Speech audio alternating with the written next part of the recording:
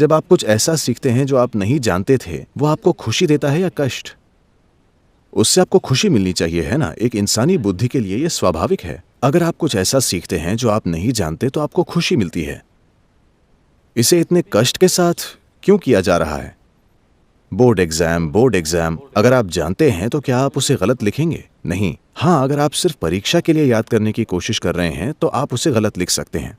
परीक्षा के लिए रटने की कोशिश का मतलब है कि आप धोखेबाज हैं। आप समझे? आप सिर्फ याद करके एक दिन के लिए लोगों को बेवकूफ बनाने और ये कहने की कोशिश करना चाहते हैं कि आप पास हो गए, और आपने कुछ नहीं सीखा, आपने धोखा देना सीखा है।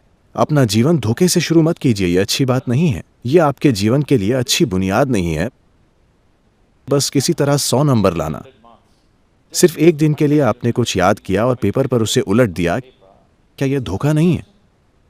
शिक्षा के मकसद को ही हराना, है ना?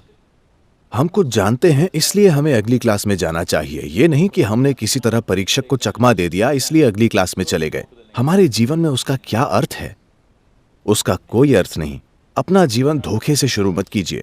कोई फर्क नहीं पड़ता कि कौन आपके बारे में क्या सोचता है। महत्वपूर्ण यह है कि आप अपने जीवन में अपनी बुनियादी ईमानदारी बनाए रखें। एक इंसान के लिए यह बहुत जरूरी है। मेरा विश्वास कीजिए, यह किसी को धोखा देने की बात नहीं है।